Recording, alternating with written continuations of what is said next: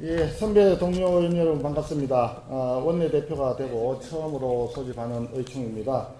의원님들의 도움 없이는 원내대표 혼자서 아무런 일도 할 수 없습니다. 앞으로도 많은 협조와 성원을 부탁드립니다. 오늘 의원님들이 일정들이 다소 겹쳐서 일부 좀 참석이 좀 불가한 상황이 생겨서 좀 아쉽게 생각합니다. 의원님 여러분, 이재명 정부 인사 참사가 계속되고 있습니다. 그런데 오광수 민정수석은 공무원 출신이라 그런지 곧바로 사퇴를 시키더니 온갖 비리 범죄투성이 김민석 총리 후보자는 자기들 편이라고 생각하는지 끝까지 버티겠다는 태세입니다. 김민석 후보자의 문제는 기본적으로 도덕성이 심각한 상황입니다. 그런데 문제는 도덕성만의 문제가 아니라는 데 있습니다. 이 더 큰 문제가 논란에 대응하는 김민석 후보자의 자세와 태도에 있다고 생각을 합니다. 대법원의 유죄 판결을 받은 자신의 과거 전과에 대해서 엄연히 사실인데도 불구하고 반성과 사과는커녕 정치검찰이니 표적수사니 검찰의 조작이니 운운하고 있습니다. 이런 행태를 도대체 누구한테 배웠는지 모르겠습니다. 예, 대통령 본인이 그런 전과가 있다 보니까 본인이 얘기했던 대로 정치검찰이다, 사법쿠데타다 이런 식으로 하면서 지지자들에게 호소하는 그런 행태를 답습하고 있는 것 아닌가 하는 국민적 의구심이 있습니다. 윗물이 맑아야 아랫물이 맑은 법 아니겠습니까? 대통령 자체가 자신의 범죄에 대해서 반성하지 않고 정치적 선동으로만 일관하니까 총리 후보자도 면피하기 위해서 따라하는 것입니다. 김민석 후보자가 총리가 되면 그 다음 민선은 또 어떻게 되겠습니까? 대통령과 총리가 전부 도덕성 문제가 있고 범죄 전력이 있으니 그 밑에 있는 사람들도 마찬가지로 인사에 있어서 도덕성 검증은 보나마나 기대를 할 수 없을 것입니다. 그들도 대통령이나 총리와 마찬가지로 정치적 선동으로 무마하려 될 것이 명약바라합니다. 김민석 총리 후보자를 그대로 인준하게 된다면 우리 공직사회의 윤리 기준은 완전히 무너지고 사법 시스템에 대한 근본적인 국민 불신이 조장될 것입니다.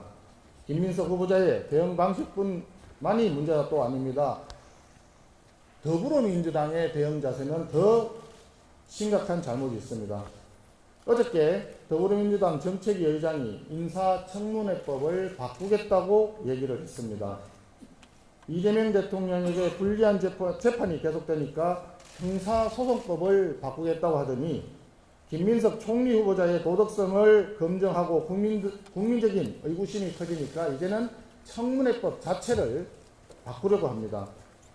이 정권의 문제 해결 방식은 한마디로 수 틀리면 압도적 다수 우위를 기준으로 해서 법을 바꿔버리겠다 이런 거 아닌가 싶습니다. 입법 권력을 깡패처럼 휘두르는 습관을 고치지 못하는 상황입니다. 대통령과 총리의 도덕성이 무너졌는데 인사청문회 법마저 바꿔서 도덕성 검증을 별도로 뗀다면 국민들은 어떻게 공직 후보자의 적절한 인선을 알 수가 있겠습니까? 이 정권에서는 도덕성이라고 하는 검증 자체가 아예 사라질 판입니다. 모든 고위공직자의 이재명화가 진행될까 두렵습니다. 그리고 우리 당의 주진우 의원님이 김민석 후보자의 검증을 충실히 하다 보니까 더불어민주당에서 주진우 의원님을 공격하기 시작했습니다. 어이가 없습니다. 그럴 거면 주진우 의원을 총리로 지명하십시오. 만약에 주진우 의원이 총리 후보자라면 우리 당은 모든 의원님들이 나서서 주진우 의원님에 대한 진실을 낱낱이 검증할 것입니다. 그런데 총리 후보자는 김민석 의원이 아닙니까? 인사청문회를 앞두고 검증하는 것은 더불어민주당이 야당일 때도 그대로 해왔던 일입니다. 너무 뻔뻔하다고 생각합니다.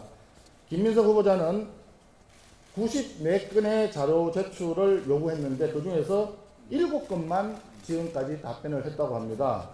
더불어민주당이 작년에 통과시켰던 국회 정언감정법 혹시 개정안이 기억하시는지 모르겠습니다.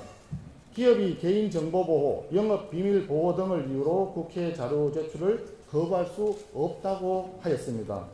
기업은 본인들의 자료 제출 요구를 거부하면 처벌하겠다, 이렇게 법을 고쳤으면서 자기들은 공직 후보자에 대한 인사청문회 자료 제출 요구를 아예 거부하고 법마저 바꿔버리겠다는 이런 극단적인 내로남불 자세, 국민들께서 용납하지 않으실 것입니다. 뻔뻔한 사람이 성공하고 윤리를 지켜온 사람이 손해보는 사회는 대한민국의 미래를 담보할 수 없습니다. 그래서 이번 김민석 총리 후보자 인선 문제는 반드시 근본적으로 재검토되어야 한다고 생각합니다. 비공개 요청에서 향후 방안에 대해서 논의하도록 하겠습니다. 감사합니다. 네, 감사합니다.